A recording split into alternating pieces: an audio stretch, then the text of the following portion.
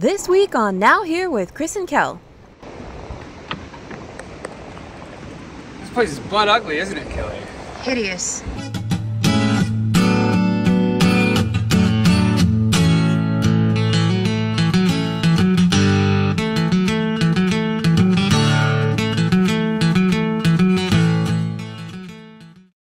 This morning, we're picking up the hook and headed for a place that literally translates to paradise.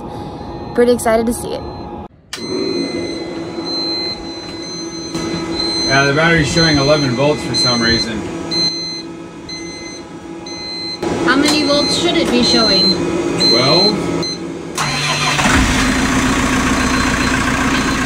Good? That was a little scary. Our engine didn't fire up right away, showing 11 volts instead of 12. But now it's... Did he just kill it? Oh, well, he got it fired up, so hopefully we can get out of here. Good news! We were able to successfully fire up our engine again so we could make a break for paradise. Well, that was successful. I'm gonna put some sunblock on and enjoy the view for the next couple hours. It should be pretty calm. Looking forward to it. So this was supposed to be an easy little few-hour jaunt. Already we're running into problems. Engine wouldn't fire up, and now our autopilot's going rogue and trying to snatch us into a cliff. Yeah, I don't really get it. It works really great, and then every once in a while it just veers off, and it seems like it's always to starboard. When we're coming around the point of Cabo San Lucas, bleary-eyed after a 2-day passage, and we're going past the point where it's like crazy, it starts spitting us right out into like out to sea. And it's kind of doing that now, and there's some crazy jagged rocks out here at this point that I'd rather not run into. So Yeah. we have a policy of babysitting the system. We've caught it both times, but... Note, we love and rely on our autopilot quite a bit, but never fully trust it. That's why we continually monitor it with 15-minute interval checks. So this is what Drifter was trying to go towards. Not a fan. Anyway, we're back on track, heading out into the wild blue yonder. We configured our autopilot to a compass heading for the time being, while Chris started to troubleshoot the problem. This didn't happen very often, but we do have a history now of occasionally going rogue.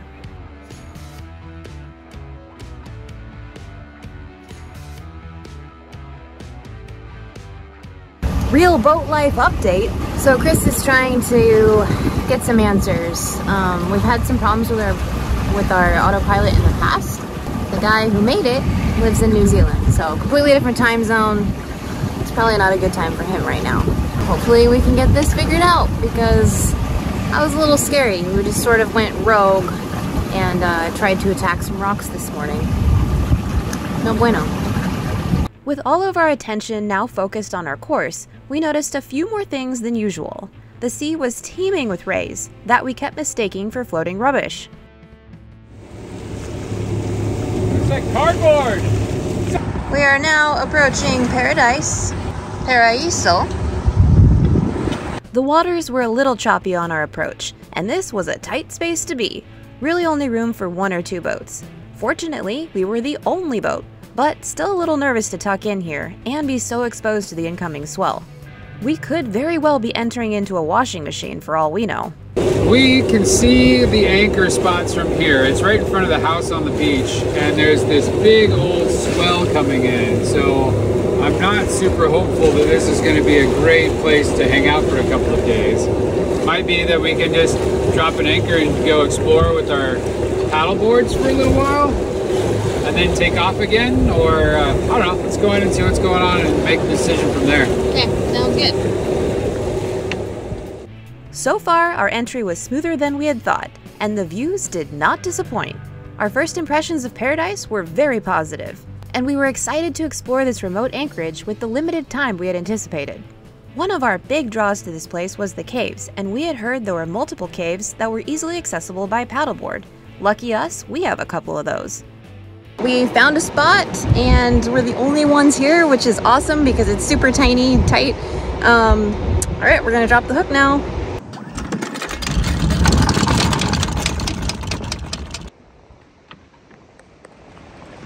This place is butt ugly, isn't it, Kelly? hideous. What is going on at this beach, I wonder? Apparently this is somebody's house, like a private residence. Maybe back there. That's like a... It totally looks like a retreat spot. Yeah, it does. It looks like you come here and do yoga and be all like zen. And man, those rocks when you come in, those were freaking cool. Yeah, that was very cool. Little hairy. I could see I could get 3 boats in here, but no more. No. I would feel comfortable with 2 other boats in here. We, of course, parked right in the middle because we're those douchebags. Well, we may not be here for very long, so it's okay. I mean, I don't see it getting worse than this. We'll see. I guess the wind could pick up, but this was supposed to be kind of like the height of the weather, and it's quite comfortable. As long as the wind keeps coming from here, taking a swell head on is no big deal at all. If the wind changes and starts coming from like inland, it's gonna suck. Or even worse, like there or there. Yeah. So you go sideways. Well, it's still pretty early, and neither of us have eaten yet. Can you guess what time it is? It's brekkie time in a gorgeous Anchorage. Kelly and I... Aren't you kind of surprised by this? Like coming in, it did not seem like it was going to be cool at all. No. Like, not that it wouldn't be cool, that the conditions would suck. And now that we're here, it's actually quite pleasant. This is way better. This is like a blended drink day. This is like a paddleboard to some crazy rock formations and possibly scrape your knee somehow. But first, we need to fuel up, making some breakfast tacos. A little cheese, a little sauce. This will be a meal fit for the 2 of us. After breakfast, we suited up in preparation for adventures ahead. Am I on? Can you see me?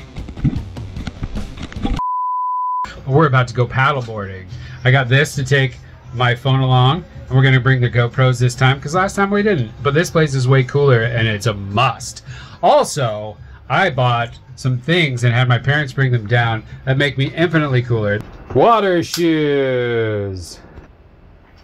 I've never really worn water shoes. I've always found them to be ridiculous. Now I'm in a place where the functionality is more important than the cool. But I'm gonna make them cool again. That's right, you heard it here first. Chris McCall makes water shoes cool again. What, Kelly? Nothing. She's laughing at me. Drifter and I in this beautiful spot.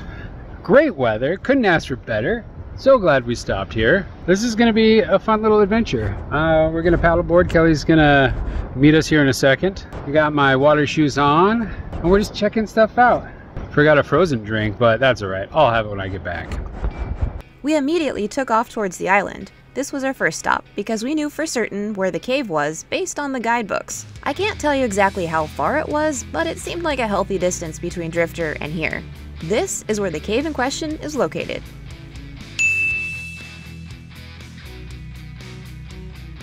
Look at this little hidden gem, Kelly. Oh wow, this place is cool. We're like inside the rocks, outside of the anchorage. And you just come around this corner, and you got a sea cave over here. And check this out. You come around this little corner. I'm gonna try to get over there, but there's a pass-through. Definitely can see it with the paddle boards. I thought you could walk through it, but it looks a little sketch now that I'm over here. You go into that little cut and it pops out the other side. What do you got, Kelly? What are you looking at? Look at this. Window to paradise. Is that what's over there? Yeah. I really want to go through it, but I feel that that would be a poor choice. I think so too. I think we're best on this side. Here it comes. This is why it's a poor choice. It knocked me over. And then over there, there's a cave that we'll go check out. We're gonna go this way on our paddle boards and check that out. But this little beach, you gotta come here, but only at low tide or it will be gone, I think. You can see where the high tide mark is above Kelly's board there. We hung out here for a while, observing the waves cycle through this tiny cut, and then we paddled over to the next cave.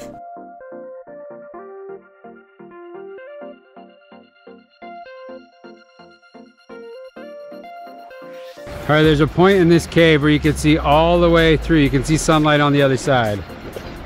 Right there. This is little freaking sliver. Oh, there it is. You can see it. Barely. Anyway, so it passes all the way through, but it's low tide right now, and it's not a good idea. I went in there quite a ways and I had to turn around. There's a puckering. There was a puckering when I was in there. Anyway, we're gonna go forward now, this way. Hang on, before we get to the next cave, let's come up with a game plan.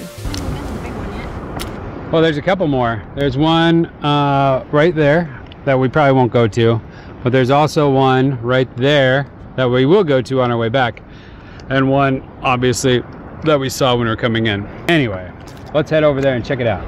That's a pretty cool spot. This must be like some sort of like boutique resort. Look at that. They've got like palapas on the beach and umbrellas. You got Kelly going into sea caves. She's going into sea caves. Well, that cave did not have a pass-through, so after we both poked around, we headed back out into the chop. The views were really quite spectacular. However, and unfortunately, our knockoff GoPro is not really good at picking that up. After seeing all we could with our trusty boards, we decided to head back to Drifter, who now seemed to be a little squirrelier than when we left him this morning. We are back. That was fun. That was. But it's time for something even more fun. I pre-batched up Blackberry Piña Coladas. If you've never had one, you should. They're quite tasty.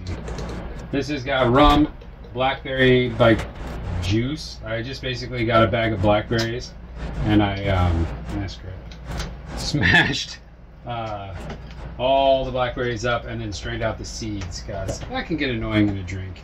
I like to drink my whiskey neat, and I like blended foofy drinks.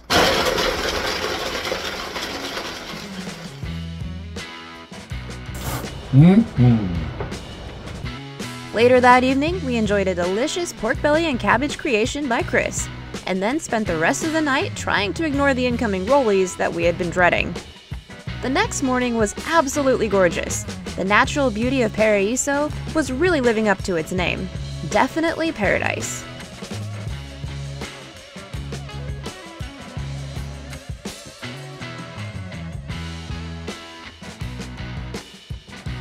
However, despite the romantic atmosphere of our new backyard, the views weren't enough to outweigh our current standing.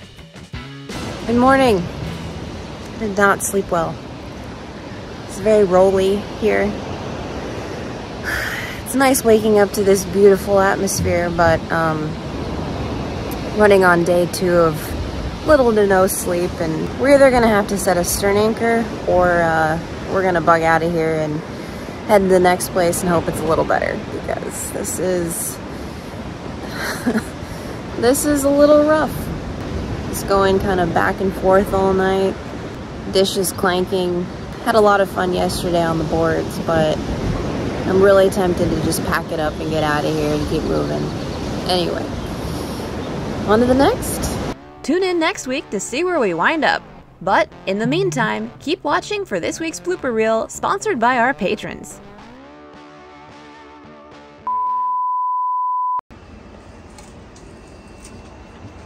Leftovers.